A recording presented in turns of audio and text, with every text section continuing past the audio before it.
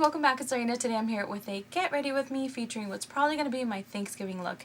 And since I am uploading this the day before, I want to wish everyone here in the States a happy Thanksgiving. Hope you have a great time with your friends and family and loved ones, whether you're doing a Friendsgiving, Thanksgiving with the family, whichever one you're celebrating. Hope you have a great time. I will probably be working, but we'll see. Who knows? Since I am new on the job, I probably will be scheduled. I'm cool with that. But either way, I just wanted to do a nice, subtle, smoky look that's appropriate for the holidays, but still makes you feel a little glam. So if you want to see how I pulled this together, then just keep watching. And we want to start off with nicely hydrated lips, so I'm using my EOS Lip Balm. This just lets it absorb while I do the rest of my face. And then I went in with my Mineral Veil Primer from Hourglass, and just lightly rub that all over your face. Oh yeah, and I did have music going on, so don't mind if I start singing or stuff. But yeah, this primer is actually super good for oily skin, dry skin. I love this thing, totally worth the money, even if it is a bit pricey. Alright, and next thing I went with an eye primer. This is from Wet n Wild, just the Pro primer that they have. I like the Fergie one more, but I can't seem to find it, so I'm stuck with this for now. And then I tried a new product from Revlon. This is a Color Stay Cream Eyeshadow. I have the shade Espresso. And this actually comes with a brush in the packaging, which I found interesting. So I tested it with both my finger and the brush, and you guys can see results are pretty much the same. Obviously you get a little bit more pigmentation with your finger, but I like them both. I could work with it. So here we are, just kind of blending through the crease. But yeah, surprisingly, I like this matte version much better than another shimmery color that I picked up. So if you're curious about these, definitely grab any of the matter shades that you see. They're really good. The shimmery, creamy one, not so much, but this was really nice.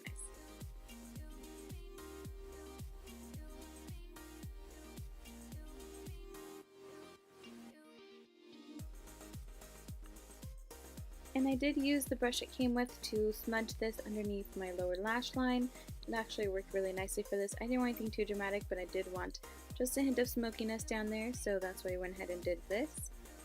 And I also made sure to clean this brush before putting it away.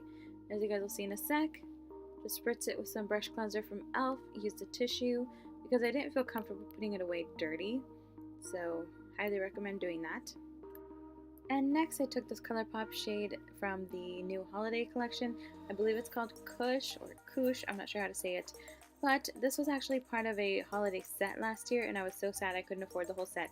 So I missed out on this color, but this year they released it as a single, and I was super excited. I was so excited to actually have two because I knew I'd really love that kind of a taupey color.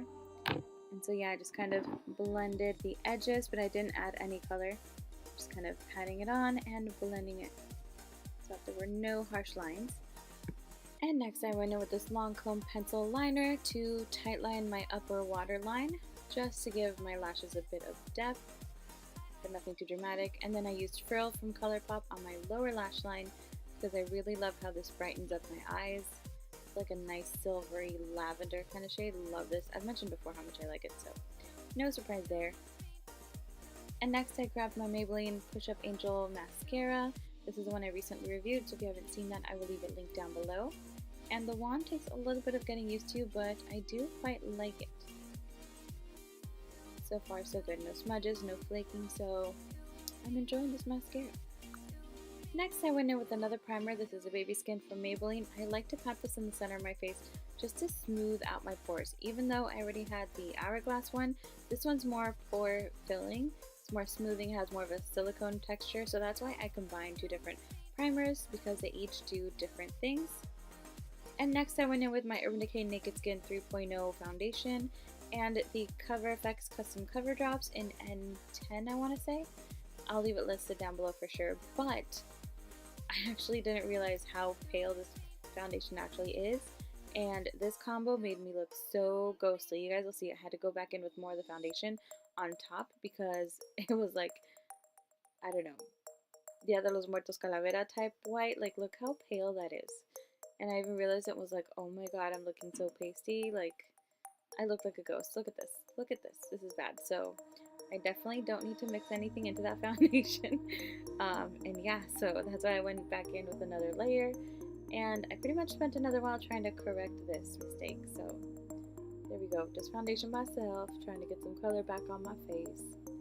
The good thing about this foundation is that it does build up quite nicely, so still, I am so pale.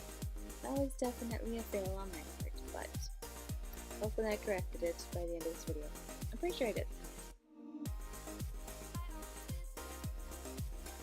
And next I went in with concealer. I used my Sheer Cover Concealer in the lighter shade of the two. I did mention this in my declutter, how much I like this, and I've had it for a while. So I'm trying to make myself use it, but honestly, I usually use it for brightening, but my face was bright enough. I mean, it was a little crazy, but I did still need a little bit of coverage, so went ahead and just patted that in with my Real Technique sponge. And next I used my MAC Mineralized Skin Finish. I was trying to add a little bit more color to my face with this, so I patted this in with the Real Technique sponge as well. And I've actually been really liking this technique. It makes my face nice and matte, but I don't look heavy or cakey. I do want to mention that I have been spritzing the sponge with my setting powder too, to help everything just kind of settle at once. So. And next I went in with the Cocoa Contour Palette from Too Faced. I did use the contour shade.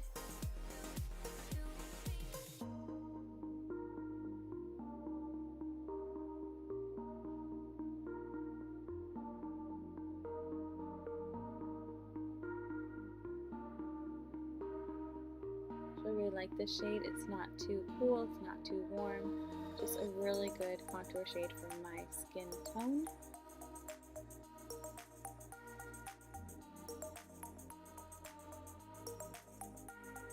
And next we went in with the bronzy kind of shade. This one's usually a little too orange, but again, I was so pale that I was like, I need to add some color to my face, and I was hoping this would work to fix that problem, which I feel like it did.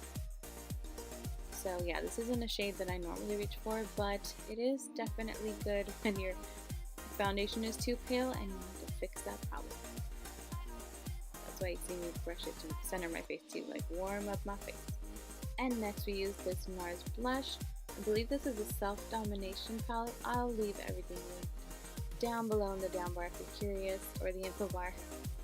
If you're curious about names and all that stuff, everything will be listed because I can't quite remember off the top of my head right now. And this brush didn't have anything, I just used it to blend. And next I went in with Becca's Champagne Pop. I actually am not huge on highlighting, but I've been trying to get better at it, so this is one of my recent attempts. And so far so good. I think I'm improving just a tiny bit. And of course, we're going to need to fill in those brows. I'm using this L'Oreal Duo. I believe it's like a brow stylist as part of the line. And I only use the powder. I tried using the wax when I first got it, but I really just don't like this wax. So I just used the powder, which is a nice light shade. It kind of helps my brows blend a little bit better with my hair since it is lightened. And I really like the way this works on me. So this is the blonder of the options.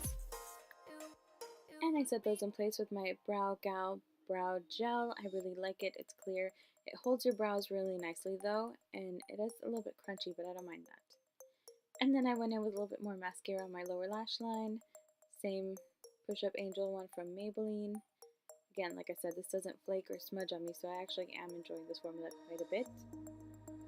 And then I was trying lashes, and I'm not very good at applying them. This is me just kind of testing them to make sure they're the right length and stuff.